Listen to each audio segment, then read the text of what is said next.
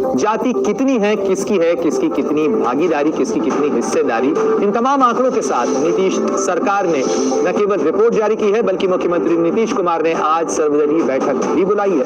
थोड़ी देर में पटना में यह सर्वदलीय बैठक शुरू होगी। इस दौरान सर्वे के आंकड़ों को लेकर पार्टियों के साथ चर्चा होगी। जानकारी मिल रही है उसके मुताबिक नीतीश सरकार की ओर से अहम फैसले भी लिए जा सकते हैं।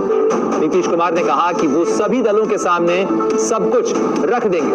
तो आपको बता दें कि जाति जनगणना की सर्वेक्षण रिपोर्ट सार्वजनिक करने के बाद आज मुख्यमंत्री नीतीश कुमार ने अहम बैठक बुलाई है और आंकड़ों का गणित क्या निकल कर आ रहा है वो भी आपको बता दें कि बिहार में जाति की यानी करीब 13 करोड़ बिहार की आबादी है, उसके अंदर किसका जातीय प्रतिनिधित्व कितना है, इसके ये आंकड़े हैं। और आपको बता दें कि बिहार में जाति का जो पूरा समीकरण निकल कर आ रहा है, पिछड़ा वर्ग यानी ओबीसी के अंदर 27.12% इसकी आबादी है, कुल आबादी 13.54 करोड़ में से। इसके अलावा अत्यंत पिछड़ा वर्ग के अंदर करीब 36% आते हैं।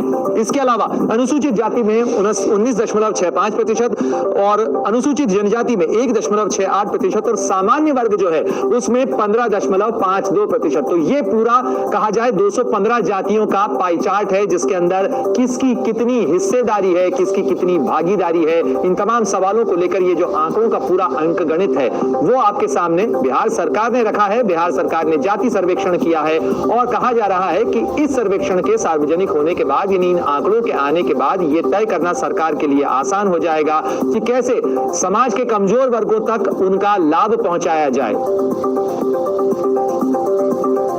और किसके कितने ओबीसी वोटर हैं, ये भी सवाल खड़ा हो रहा है इस पूरे मामले को लेकर। तो आपको जरा आंकड़े वो भी बता देते हैं कि लोकसभा चुनाव में अगर आप देखें तो ओबीसी वोटर का हिस्सेदारी किसके पास कितनी थी। 2009 की बात करें तो बीजेपी के पास 22%, कांग्रेस के पास 24% और क्षेत्रीय दलों के पास 54% थे।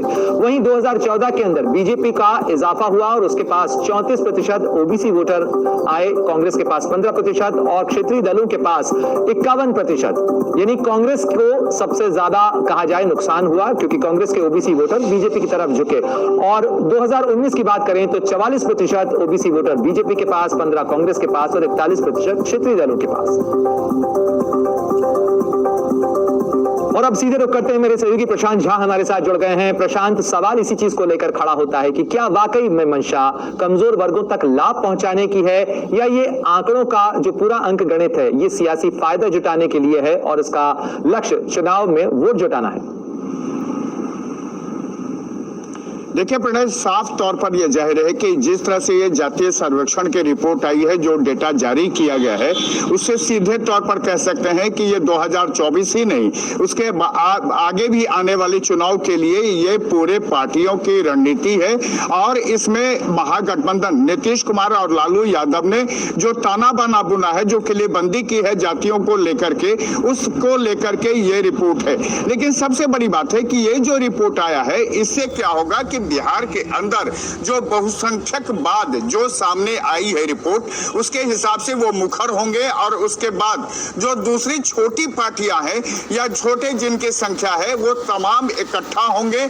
और बिहार में ये आप मान सकते हैं कि सिर्फ बिहार ही नहीं, पूरे देश में इसको लेकर के एक आपस में विवाद खड़ा हो सकता है। और हर छोटी पार्टी, छोटे संख्या वाले लोग ये चाहेंगे कि जिस तरह से बहुसंख्यकवाद को कोई सुविधा मिलती है तो उनको भी मिले।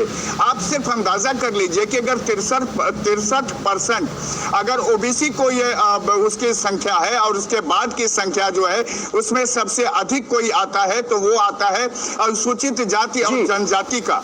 उसके बाद ऐसे में सवाल इसी से खड़ा हो रहा है कि मंडल आंदोलन के समय काशीराम ने नारा दिया था कि जिसकी जितनी संख्या भारी उसकी उतनी हिस्सेदारी। क्या ये सारा जो गणित है ये आरक्षण का जो 50% का सवर्ण और ओबीसी वर्ग और पिछड़े वर्ग के लिए समीकरण है उसको बदलने की तरफ जा सकता है?